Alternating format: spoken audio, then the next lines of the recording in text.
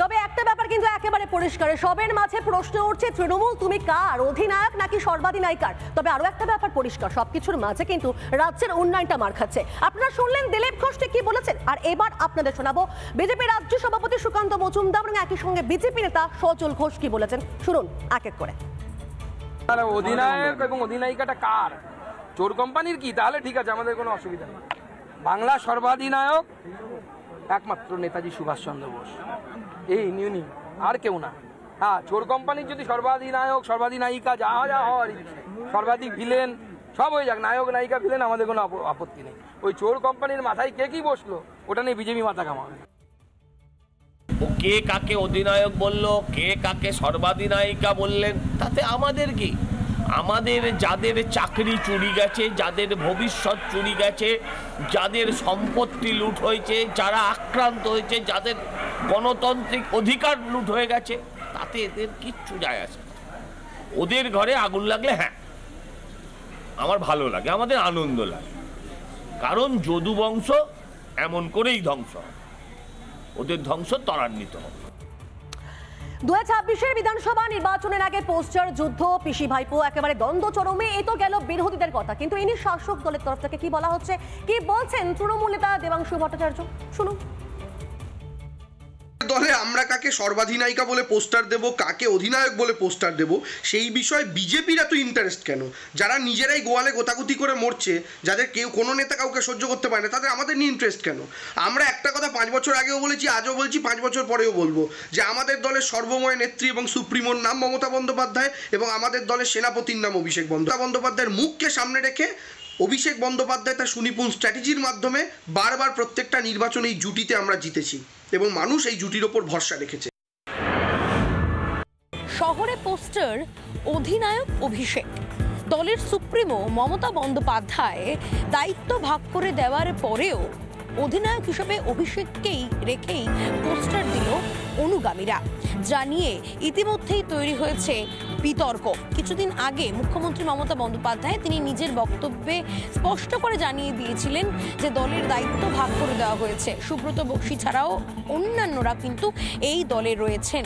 তাহলে কি বিধানসভা নির্বাচন, যে নির্বাচন সামনে 2026, সেই বিধানসভা নির্বাচনের আগে মমতা বনাম অভিষেক দ্বন্দ্ব তৈরি হচ্ছে রাজ্য রাজনৈতিক মহলে? কি বলছেন বিশেষজ্ঞরা? শহরে যে পোস্টার পড়েছে অর্থাৎ অধিনায়ক অভিষেক, যা নিয়ে ইতিমধ্যেই তুমুল শোরগোল পড়েছে। তবে পরে পোস্টারের পাশে দেখা গিয়েছে মুখ্যমন্ত্রী মমতা বন্দ্যোপাধ্যায়কে সর্বাধিনায়িকা বলে ব্যাখ্যা করা হয়েছে। ক্যামেরায় দীপঙ্কর কাঞ্জিলালের সঙ্গে এলিনা ভট্টাচার্যের রিপোর্ট, রিপাবলিক বাংলা, কলকাতা। আর এবার নজর রাখা যায় একটু হাওড়ার দিকে। হাওড়ার বেলগাছিয়ার খবর জানাবো আপনাদেরকে।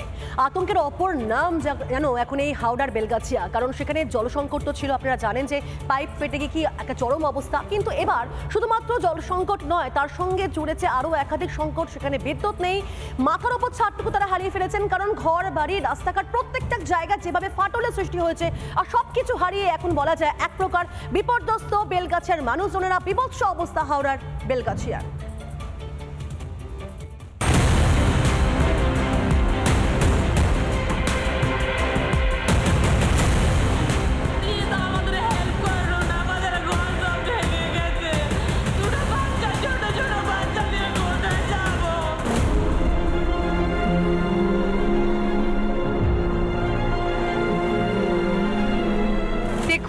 কি অবস্থা হাওড়ার বেলগাছিয়ায় বিভীষিকা। প্রতি মুহূর্তে আতঙ্ককে সঙ্গী করে বেঁচে আছেন এলাকার বাসিন্দারা। ফেটে হাওড়ার বেলগাছিয়ার চৌচির রাস্তা, কোথাও আবার ধসের জেরে বসে গেছে রাস্তা। রাস্তা একেবারে এরকম ছিল না, পুরোটা কিন্তু এক সমানে ছিল, অথচ ঢালু হয়ে গেছে এখন। কারণটা কি? ওই অংশটা বসে গেছে এবং তা বসে ক্রমশ কিন্তু যখন আমি ওপরের দিকে উঠছি আমাকে এভাবে উঠতে হচ্ছে। চির ধরেছে একের পর এক বাড়ির দেওয়াল মেঝেতে, মাথার উপরের ছাদই যেন প্রাণহানির কারণ হয়ে উঠেছে। এই বাড়ির যেখানে প্রত্যেকটা জায়গা ফাটল দেখা দিয়েছে, এটা হচ্ছে দরজা, বাঁশ দিয়ে তৈরি যে দরজার পুরো কাঠামোটা, সেখানেও কিন্তু ফাটল। বেলগাছিয়ার আনাচে কানাচে উকি দিচ্ছে বিপদ। একটার গায়ে হেলে পড়েছে আরেকটি বাড়ি। টালির ছাউনি দেওয়া যে বাড়ি, সেই বাড়ি হেলে পড়েছে পাশের বাড়ির উপরে, এবং সেখানে কিন্তু অত্যন্ত ভয়ানক হয়ে গেছে এই জায়গা। হয়তো আমাকেও কিন্তু খুব কষ্ট করে এখানে যেতে হচ্ছে, এবং যে কোনো মুহূর্তে যদি এই দেওয়াল যদি ভেঙে পড়ে তাহলে কিন্তু কি হবে। পেটে ভাত নেই, থাকার জায়গা নেই, হাত জোর করে কাঁদতে কাঁদতে প্রশাসনের কাছে প্রাণ ভিক্ষা চাইছেন বেলগাছিয়ার ক্ষতিগ্রস্তরা। একটা জলের বোতল পর্যন্ত আমাদের একটা বিস্কিটের প্যাকেট কাল থেকে আমরা না খেয়ে বের করে রেখেছি। প্লিজ আমাদের হেল্প করুন, আমাদের ঘর সব ভেঙে গেছে, দুটো বাচ্চা, ছোট ছোট বাচ্চা নিয়ে কোথায় যাবো? প্রাণ বাঁচাতে নিজের ভিটে মাটি ছেড়ে অন্যত্র চলে যেতে হচ্ছে অনেককেই। প্রত্যেকটা আসবাবপত্র থেকে শুরু করে যা যা দরকারি জিনিসপত্র রয়েছে সবকিছু বের করে তারা নিয়ে যাচ্ছে। অবশেষে 24 ঘন্টা পর বেলগাছিয়ার ক্ষতিগ্রস্ত এলাকা পরিদর্শনের সময় পান রাজ্যের মন্ত্রী অরূপ রায়। রিপাবলিক বাংলার খবরের জেরে অবশেষে ক্ষতিগ্রস্তদের জন্য রান্নার ব্যবস্থা করে প্রশাসন। এদের ব্যাপারে সবসময় আমরা সহানুভূতিশীল এবং আগামী দিনে সহানুভূতি থাকবে, এবং যুদ্ধকালীন পরিস্থিতিতে কাজ হচ্ছে, যত তাড়াতাড়ি সম্ভব এদেরকে রিলিফ দেওয়ার পরিকল্পনা আছে। বেলগাছিয়ায় ভাগাড়ের আবর্জনা স্তূপ থেকে তৈরি জৈব গ্যাস থেকেই বিপদ, দাবি পশ্চিমবঙ্গ বিজ্ঞান মঞ্চের। তাদেরকে সঙ্গে সঙ্গে আজকে সকালেই কথা বলে আমরা এখানে কিছু যদি আমরা সমীক্ষা করে নিয়ে পরবর্তীকালে আমরা যাতে এই ব্যাপারে কোনো সুরাহা করা যায় সেই ব্যবস্থা আমরা করার চেষ্টা করব। ডাম্পিং গ্রাউন্ডে নজরদারি নেই, বিপদ ঘটলে আশ্বাস দিয়ে ঘাট থেকে দায় ছাড়তে ব্যস্ত প্রশাসন। আদৌ কি ক্ষতিগ্রস্তদের জন্য প্রাণ কাঁদে মন্ত্রী আমলাদের? এখনো পর্যন্ত এখানে ময়লা ফেলা হচ্ছে, একের পর এক গাড়ি এখনো পর্যন্ত আসছে। যে ময়লাই হচ্ছে এতগুলো মানুষের জীবনের জন্য কাল, সেই ময়লা কিন্তু এখনো স্তূপাকারে জমা হচ্ছে এই জায়গায়। এই হাল কবে? লাগাতার মানুষের কণ্ঠস্বর হয়ে এই প্রশ্নগুলি করবে রিপাবলিক বাংলা। ক্যামেরা আলী হোসেনের সঙ্গে পিউ মজুমদারের রিপোর্ট, রিপাবলিক বাংলা, বেলগাছিয়া, হাওড়া। দেখলেন তো কি ভয়াবহ অবস্থা। আতঙ্কের আরেক নাম এখন এই হাওড়ার বেলগাছিয়া, যেখানে প্রত্যেকটা মুহূর্তে প্রত্যেকটা পদক্ষেপে তারা সেখানে আতঙ্কিত হয়ে পড়ছেন সেখানকার বাসিন্দারা। কিন্তু সমস্ত কিছু জানার পরও প্রশাসনের তরফ থেকে কেন কোনো ব্যবস্থাপনা এখনো পর্যন্ত নেওয়া হচ্ছে না? যে ডাম্পিং গ্রাউন্ড এখনো পর্যন্ত মৃত্যুপুরী, সেখানে এখনো আবর্জনা পড়ছে। বিজ্ঞান মঞ্চ তরফ থেকে পরিষ্কার বলা হচ্ছে দীর্ঘদিন ধরে সেখানে আবর্জনা পড়ে থাকার জন্য ভেতরে যে জৈব গ্যাস তৈরি হচ্ছে এবং সেই গ্যাস নির্গত হওয়ার কোনো জায়গা নেই, এবং তার জন্য কিন্তু ভেতরে চাপ, তাপ এবং জলের যে অবস্থা সবকিছু মিলিয়ে ভয়ানক অবস্থা। তারপরেও উদাসীন প্রশাসন। আমরা লাগাতার সেখান থেকে খবর করেছি। আমাদের প্রতিনিধি ওয়েন্দিরা যখন সেখানে গিয়েছিলেন, সেখানেও কিন্তু তার সামনে এমন একটা ঘটনা ঘটলো, সেই ঘটনা দেখে কিন্তু আপনারা বুঝতে পারবেন যে কিভাবে প্রত্যেকটা মুহূর্তে মরণপুরী হয়ে উঠছে এই বেলগাছিয়া। দেখুন, গতকাল ভোর রাতে যেভাবে বিকট শব্দ হয় এবং তারপর থেকে বিভিন্ন এলাকায় যে ফাটল লক্ষ্য করা গিয়েছে, তাতে তারা আশ্চর্য হয়ে পড়েছেন। তারা বহু বছর ধরে এখানে রয়েছেন, কিন্তু এই ঘটনা তারা আজীবনও এখনো পর্যন্ত দেখেনি। অনেক বয়স্ক মানুষেরাও রয়েছেন যারা এই ডাম্পিং গ্রাউন্ডের পাশেই থাকেন। এখানে অনেকগুলো বসতি রয়েছে, প্রায় 200টারও বেশি পরিবার রয়েছে, একাধিক ছোট ছোট বাড়ি রয়েছে, টালির বাড়ি রয়েছে, কোথাও কোথাও এখানে মাটি দিয়ে তৈরি করা বাড়ি রয়েছে।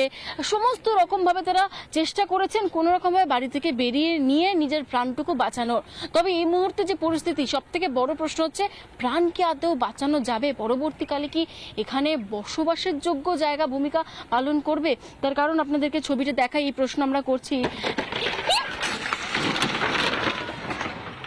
এই মুহূর্তে যে ছবি আমরা দেখতে পাচ্ছি, একেবারে ভয়ঙ্কর ছবি। এই বিদ্যুতের পোলটি এই মুহূর্তে একেবারে পুরো ভেঙে পুরো মাটিতে পড়ে গেল। এই মুহূর্তে সেই ছবি উঠে আসছে। এই হাই টেনশন যে বিদ্যুতের যে পোল, সেই পোল একেবারে মাটিতে হুড়মুড়িয়ে ভেঙে পড়লো। এই জায়গা থেকে একেবারে পুরোপুরি বিদ্যুতের পোল উল্টে গেল, এবং এই মুহূর্তে পুলিশ রয়েছে এই জায়গা। আমরা সেই জায়গাটি এই মুহূর্তে দেখাচ্ছি। খুব সতর্কভাবে বলবো তুমি ছবিটা করো এবং ওই পারে চলো, ওয়াসিমকে বলো ওইদিকে যাওয়ার জন্য, কারণ এখান দিয়ে এই মুহূর্তে পোল বেঁকে রয়েছে। যে কোনো মুহূর্তে বড়সড় দুর্ঘটনা ঘটতে পারে। যে কোনো মুহূর্তে আমরা বলতে যাচ্ছিলাম যে দুর্ঘটনা ঘটতে পারে, কিন্তু সেই মুহূর্তে যে ছবিটা উঠে এলো, যে একেবারে ভেঙে ডান দিকে একেবারে হেলে পড়লো, আতঙ্ক ছড়িয়ে পড়েছে। একটা আতঙ্কের পরিবেশ শুধু নয়, যে কোনো মুহূর্তে বড়সড় দুর্ঘটনা ঘটতে পারে। সব মিলে এই ছবি উঠে আসছে এই মুহূর্তে। ভিডিও জার্নালিস্ট ওয়াসিমের সঙ্গে ইন্দ্রিলা ঘোষের রিপোর্ট, রিপাবলিক বাংলা, হাওড়া।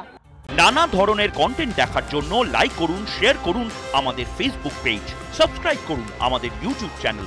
পাশাপাশি অন্যান্য ব্রেকিং নিউজের জন্য অবশ্যই চোখ রাখুন রিপাবলিক বাংলায়।